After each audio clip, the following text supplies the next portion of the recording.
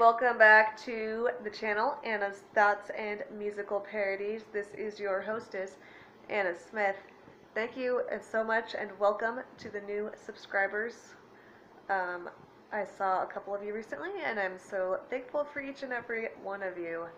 So today I am doing a makeup tutorial because I thought it would be fun to try that, and I've been meaning to talk about stuff like not buying from China.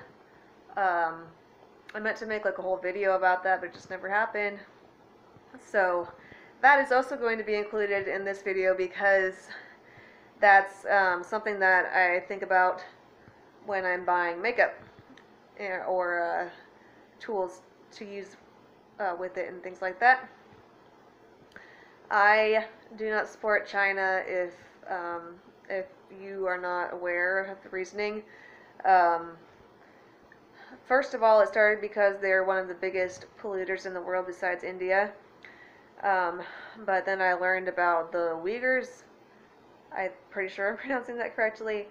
The Muslim people who they have in concentration camps and are just torturing. Like, it's one thing to be weary of Muslim terrorism. It's another thing to act like Hitler and his concentration camps, even if, you know, it's just, that's not right no matter what.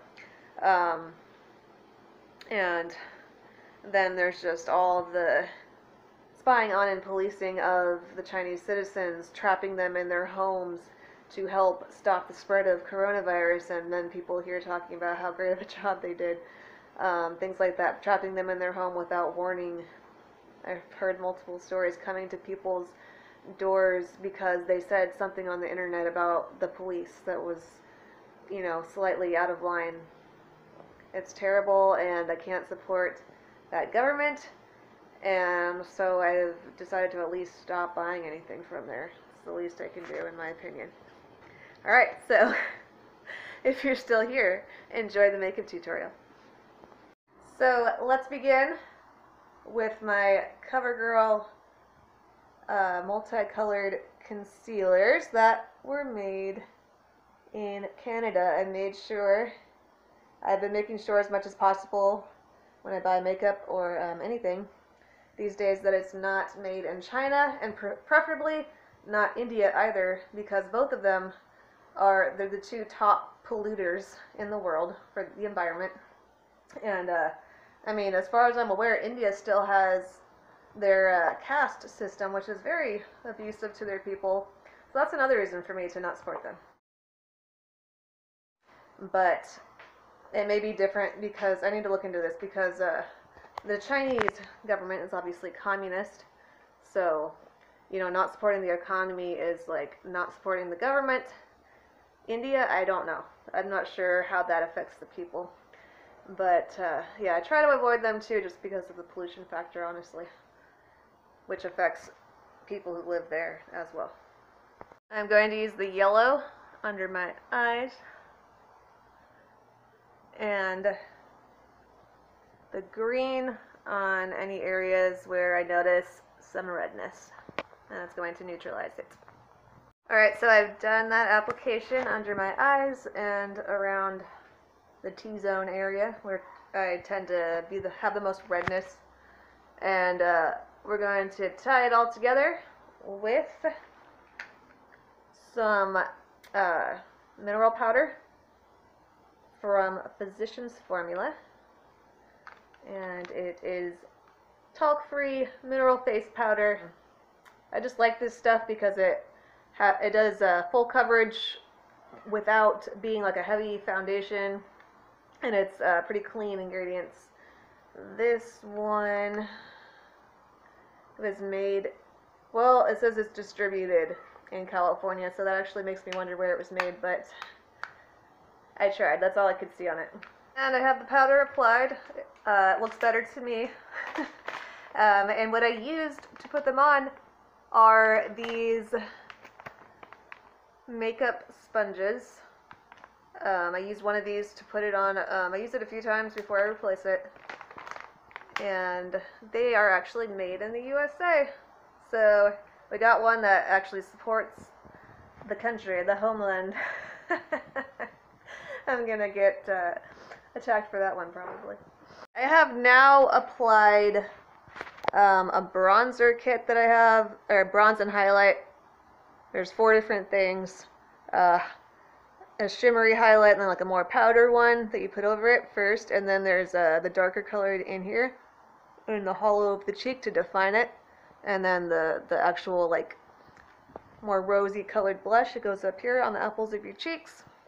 So you're defining your face with contour and highlight to make the parts that are more prominent highlighted and the less prominent more defined. And I like how natural it kind of looks compared to some blush looks. But I was looking at this this item that I bought probably close to a year ago or so, maybe longer, and wasn't really thinking about where it came from and all that at the time.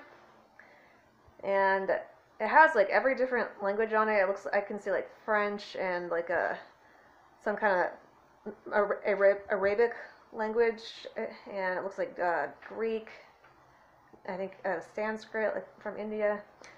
But I realized it has mica in the first few ingredients, and I recently, in the past few months, watched a documentary. I don't remember where it came from, maybe I can find it, but it was about children mining in mica fields, and it was really heartbreaking. And it made me feel mixed feelings about using that, because on the one hand I would think, oh, stop using it because that's terrible, they shouldn't be working, but then the more I watched it, I realized those families literally need that to survive. So I don't know what the answer is, but I just thought I'd put that out there. Obviously I do not want children working in mines, but I do want the families to survive, so that's what I'm wondering how to solve. So let me know if anybody has any knowledge on that. And this is the kit that I used. I have now applied 3 different eyeshadow shades that I'm trying to show you. From a shadow palette from Younique, which is a company with independent, I don't know if contractors is the word, independent beauty consultants, whatever they would want to call themselves. I was trying to be one, it didn't work out for me. It's made in Italy. I got this kit when I was trying to start in that business a few years ago. But a note on concealer that I forgot to mention. No, actually not. Well, okay. So for concealer and for highlighter, I like to use my ring finger because it's the weakest one to blend. You'll get the most natural sort of blend with that finger, and then I use the same finger for highlighter, and yeah, the 2 different types of highlighter, and then a blush brush. This could also be a powder brush, but I just use it for blush. Powder brush would actually probably be bigger usually. For the bronzer and the blush. And the sponges are just Daylogic brand, which is the store brand from Rite Aid. And they were the ones that were made in the USA. Now applied eyeliner, which I've had for a very long time because I really don't wear makeup that often, and when I do, it's usually just like powder and mascara, just like the essentials. So I don't even remember where. I'm trying to find the eyeliner right now. I should have had this ready. Oh, here it is. Yeah, I don't even know what brand this is. It's almost gone. It's dark brown though. Little pencil. Little eyeliner pencil. And I sharpened it before I used it because when it's dull, it doesn't work as well. I mean, it's dull again now, but yeah. And another trick is to use a Q-tip to just like clean up the lines if it's like all kind of messy. And earlier I also used the clean side of this sponge that I used for the powder to clean up some eyeshadow that fell down here. And I realized I should have blown off the brush first, so I started doing that afterward. And we're now going to put on Physicians Formula mascara. And I chose this because it's organic and it's made, it looks like it's actually, okay, yeah, see that throws me off sometimes. It says it's distributed in California, and sometimes I look at it too fast and think that it's made there. But I mean, it just looks, it's like more healthy makeup for you at least. And it's black. I feel like the look is now complete. And oh wait, we're gonna put some lip color on. I don't usually do that, but I'm gonna put some lip color on. But like, the eyes just look so much better with eyeliner and mascara along with the eyeshadow than just with the eyeshadow itself. It tends to look strange. And then I've also given my hair a little bit of a side part because I just feel like it kind of just frames my face better. I don't know. Anyway, about eyeshadow application, I have a eyeshadow brush from Wet n Wild, which is also where the blush brush is from. I made sure that these were not made in China. I almost got some that were, because I was drawn to the fact that they said they were, I think, like recycled plastic or something like that, which I always like to see. But then I remembered to look at where they were made and it said China. I was like, nope. So yeah, I got these ones that are not. And I just started with the lightest shade, which is kind of like a, here, I'll show you. Which is the shade all the way on your left. And then I used the sort of shimmery brown one right before the first blue one, and then the brown one right next to the lightest one.